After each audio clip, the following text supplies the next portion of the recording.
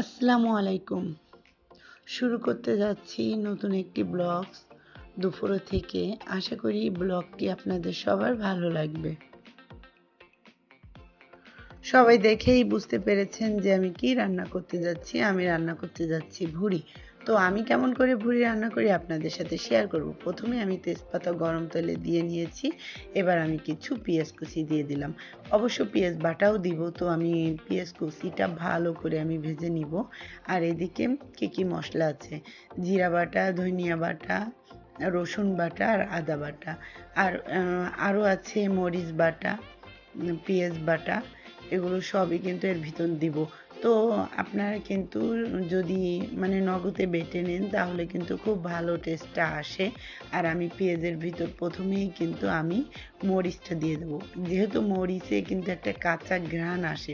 এটা কিন্তু দেখতেই পাচ্ছেন যে আমি পানি না দিয়ে ভালো করে ভেজে নিচ্ছি, কারণ পানিটা দিলে কিন্তু টেস্টটা থাকে না। তো এরপরে পুড়ে না যায় আস্তে আস্তে অল্প অল্প করে পানিটা মিক্সড করে আমি ভালো করে কষিয়ে নিয়েছি কাঁচা ঘ্রাণটা যাওয়া পর্যন্ত। এরপরে আমি ভুঁড়িটা সেদ্ধ করে রেখেছিলাম সেটাই আমি দিয়ে নিলাম, যাতে তাড়াতাড়ি রান্নাটা হয়। অলরেডি আমার দুপুর হয়ে গিয়েছিল, অনেক লেট হয়েছিল, এই জন্য আমি তাড়াতাড়ি আর একটা চুলায় আমি সেদ্ধ করে নিয়েছি। এই জন্য একটু রান্নার প্রসেসটা তাড়াতাড়ি হয়। তবে কাঁচা ভুঁড়িও কিন্তু কষিয়ে রান্না করা যায়, ওটাও দেখা যাচ্ছে একদিন আপনাদের সাথে শেয়ার করব। আর এর ভিতরে আলু দিয়ে নিচ্ছি, কারণ আমার ছেলেরা আলু খুব ভালো খায়। আর সিজান তেমন একটা ভুঁড়ি খেতে পছন্দ করে না, সানভি খুবই ভুঁড়িটা পছন্দ করে।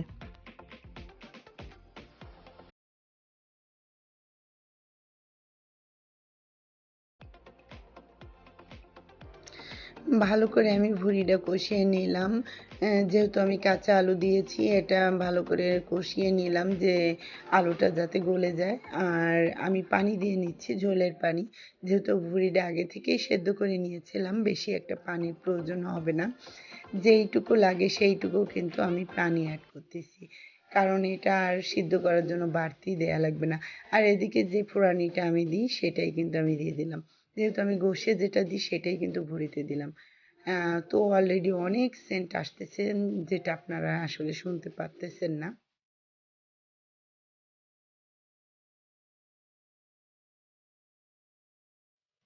আমার কিন্তু ভুঁড়ি রান্নাটা শেষ, আর আমি একটু মাখা মাখা রেখেছি, এটা দিয়েই অনেক টেস্ট লাগবে। তো আমি একটু টেস্ট করে দেখেছিলাম, সত্যি অনেক সুন্দর হয়েছে। তো দেখেই বুঝতে পারছেন গরম গরম ভুঁড়ি খেতে কতটা মজা লাগে। তো সিজান স্কুলে যাবে, এই জন্য ওকে আগে দিয়ে নিচ্ছি, আর আমরা পরে খাবো। তো সত্যি কিন্তু খুব মজার, এভাবে রান্না করে দেখতে পারেন, ভুঁড়িটা অনেক সুন্দর লাগবে।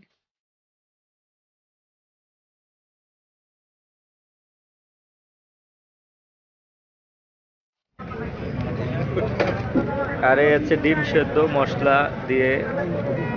এই পাশে দাও, পাশে দাও।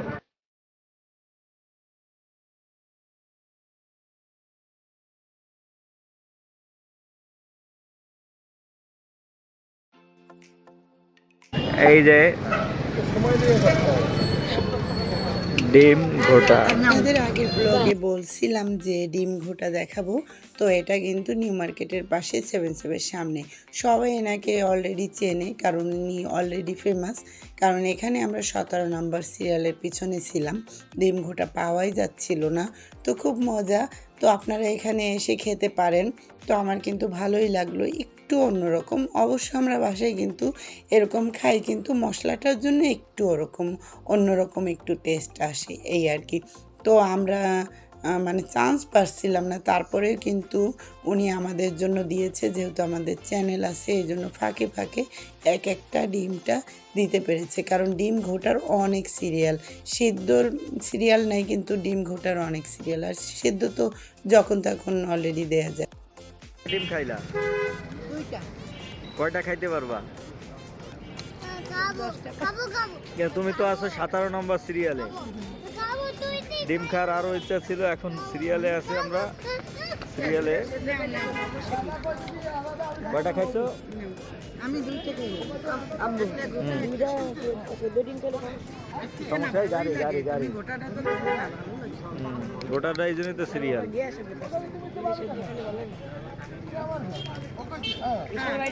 আপনাদের সাথে একটু শেয়ার করলাম, এভাবে কিন্তু আমরা বাসায়ও কিন্তু ডিম ভাজি, কিন্তু আসলে এদের মতো হয় না, তাই না?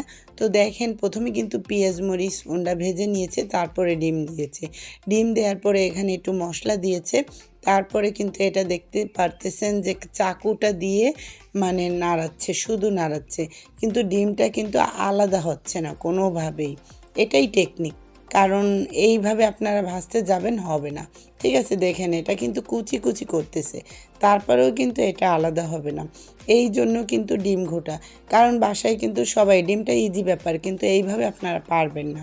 ঠিক আছে, তো ট্রাই করে দেখতে পারেন। দেখেন পুরো আস্ত, এটাই টেকনিক, আর মশলা দিয়ে দারুণ একটা স্বাদ আসে।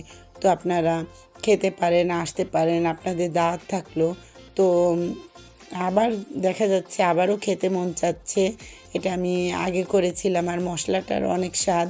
যাই হোক, ঘরে কিন্তু এরকম আসলে হয় না। তো আমরা ডিম ঘোটার পরে আমরা চিকেন খাবো, আমার বাচ্চাদের খুবই পছন্দ। তো একেবারে অপোজিটে, ডিম ঘোটার অপোজিটে এই দোকানটা। তো খুবই ভালো, চিকেনটাই একটু অন্যরকম স্বাদ, আর এখানে নিজেরাই এনে নিতে হয়, এখানে দিয়ে যায় না। তো আমরা 4টা চিকেন নিলাম। তো সত্যি একটু অন্যরকম, অন্য রেস্টুরেন্টে, অনেক রেস্টুরেন্টে খেয়েছি কিন্তু এরকম না।